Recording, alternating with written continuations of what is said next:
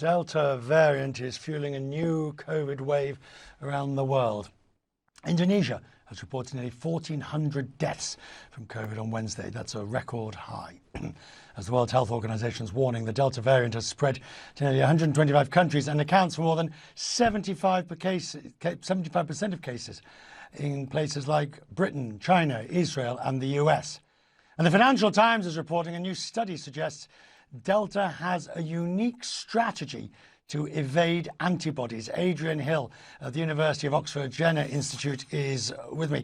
I read the FT article and sort of got the gist of the idea that it's sort of like other infections, which sort of the bursting of the cells. I didn't quite follow it all. I don't think I need to understand it, the wheres and the wherefores. I need you to tell me whether this is a more serious deterioration and threat to our existing vaccinated state. There are two things we worry about with a new strain. Is it more virulent? Will it be more likely to kill you if you get infected by it?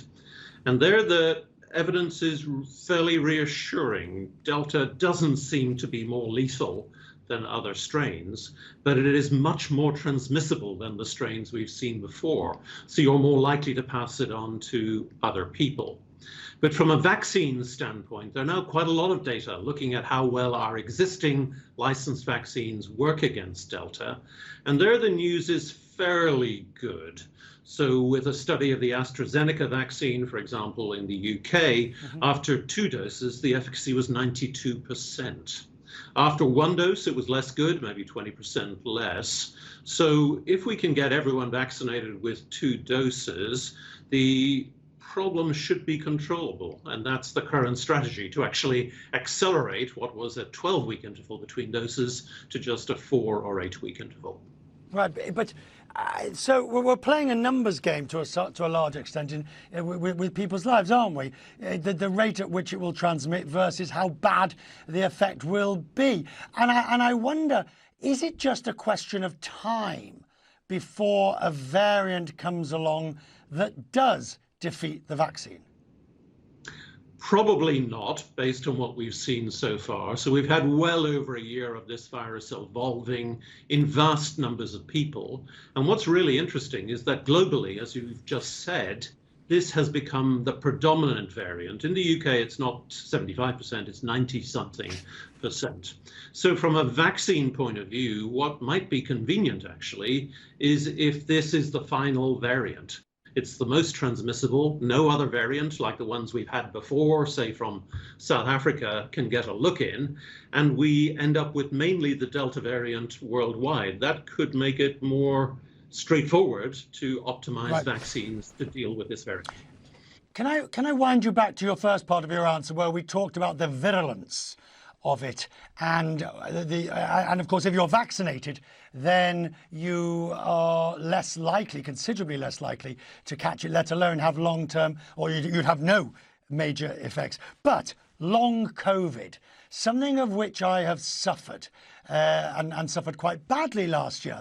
If we take long COVID, so for argument's sake, firstly, the unvaccinated who get Delta variant, they obviously are at full throttle risk.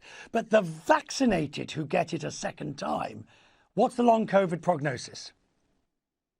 It's very variable, and it does appear to depend on how severe an illness you had to start with.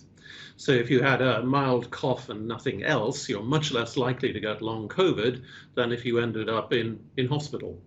So again, the strategy with vaccines is to knock down that initial infection so that you only get a mild infection. You don't go into hospital, you certainly don't die, and that should have an impact on long COVID. But to be frank, we don't have enough data using that as an endpoint. It wasn't there in most clinical trials, and we need to gather more information. And one of the risks with the strategies that are being adopted now to prevent hospitalization and let other people become infected is, firstly, you may get more long COVID, but we don't actually really know the outcome because there aren't enough data.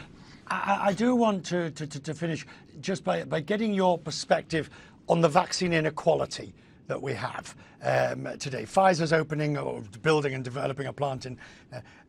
I can't I can't see a way in which we don't end up, if we haven't already, with two worlds. We already have multiple worlds, from the very poorest countries with hardly any vaccine to rich countries with more vaccine than they can use and need to export it. This is a failure. We need to do something about that. We saw it coming. The WHO has been bemoaning this for many months. They can't enforce distribution that is more equitable. We need, for the next pandemic, to have some system in place. Otherwise, it's going to happen again, and more people are going to die. Adrian, thank you. Thank you for joining us on that. Thank you.